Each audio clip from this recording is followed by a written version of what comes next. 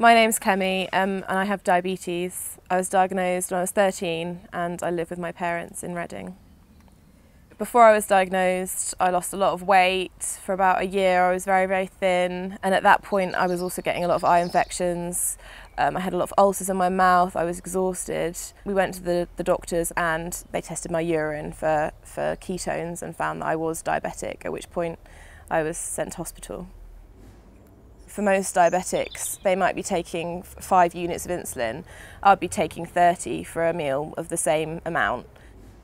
To inject that much insulin with a normal pen, which most diabetics would use, is really difficult because the insulin builds up and you have to inject very slowly for the insulin to be dispersed into your skin and your blood.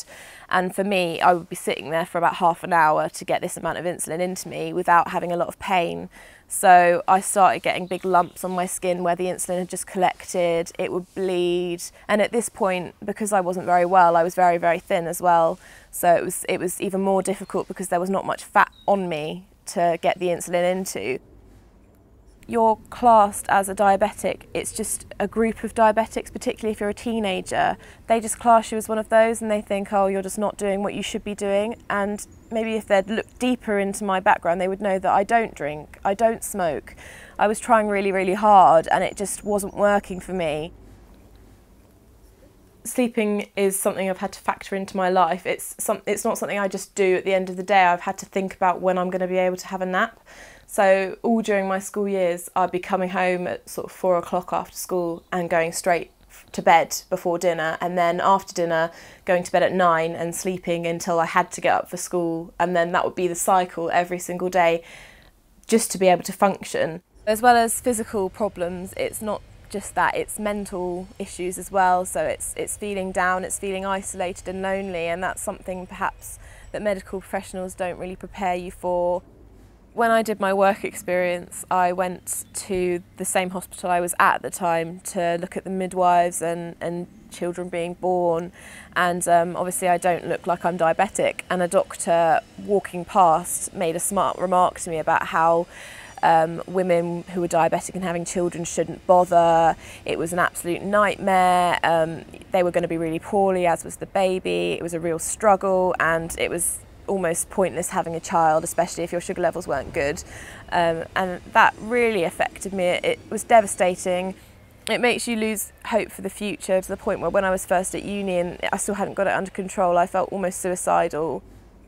Just before I was taking my A-levels, I got very, very poorly and I had to go into hospital, and they said I was near death. And at that point we decided that we had to do something, and getting the pump was really the only option for me. We needed to sort of fight for a pump because you needed so much insulin. It wasn't going to just be given to me. They just thought I was interfering, and this attitude that you had to take responsibility for everything yourself, and I just thought that was such a hard thing. When you were doing your A-levels, I was working part-time. You couldn't drive at that stage, but you were so exhausted. I had to put my hours down to half a day a week so that I could transport you backwards and forwards to school in between all your classes, because you couldn't possibly have gone on public transport. You were so exhausted. And then you ended up in hospital. And at that stage, when you were 18, we were really trying to fight them for a pump. Eventually I moved hospital, and at this hospital I was given immediate psychiatric support, as was my mum, and a mixture of that support and having the pump has gradually meant that I've managed to get my sugar levels under control. This is my insulin pump. I have it attached to me 24 hours a day, apart from when I have showers. This streams insulin into me constantly. Over an hour I can inject the same amount of insulin I would have had to do in a minute with the needles and the pens. So it means it's much less painful for me to inject, and it gives me better control as well, because the insulin can work on my meal and break it down a lot slower, which is how the insulin should be used anyway. When I eat meals, I obviously top up with an extra boost of insulin to counteract the meal I'm having. And I literally just can press buttons whilst it's attached to me quite discreetly, and put that extra insulin into myself. So the pump is definitely a really positive thing in my life. For the first year at uni, I found it incredibly difficult, and in the end I decided that I had to choose between the social life and the degree, and I chose the degree. So I would be going to my lessons and then going back to my uni room and sleeping. People just didn't understand that, and at one point a boy texted me by mistake saying, oh, she's cancelled on me again, you know, oh, she's so boring and annoying, I'm not going to bother inviting her out again. And I was really upset, because I sort of thought, actually, I just can't come. It's not a case of not wanting to. You got very against me eating anything sweet and chocolate, and I'm such a chocoholic, and it was really difficult, because if you ever found out I'd eaten anything, it would cause an argument, and it put so much pressure on our relationship, because I'd be hiding it from you, and I'd be pretending to take my sugar levels or diluting it down with water. The only problem is I don't miss anything, do I? No, but to get to the point where you feel like you have to dilute your blood with water so that your mum is pleased with you. It wasn't your fault, but it was just how I felt. I felt like I was disappointing everyone. All the time you've been at university, I've been coming up once a week to support you the whole 3 years, haven't I? Yeah.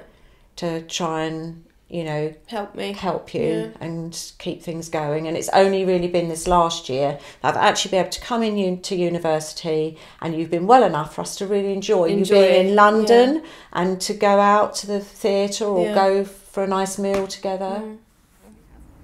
So now I'm nearly 22, I've had the pump since I was 19, and over the past year my sugars have reached a point where they're brilliant, they're really good, and I'm in a much better place. So now I'm a lot more positive, and in the future I hope to do things that I couldn't imagine doing before, and I have a lot of hope that I'll be able to hold down a job and still be able to do things in the evening, and, you know, just do normal things and have a normal life, which is all you ever really want.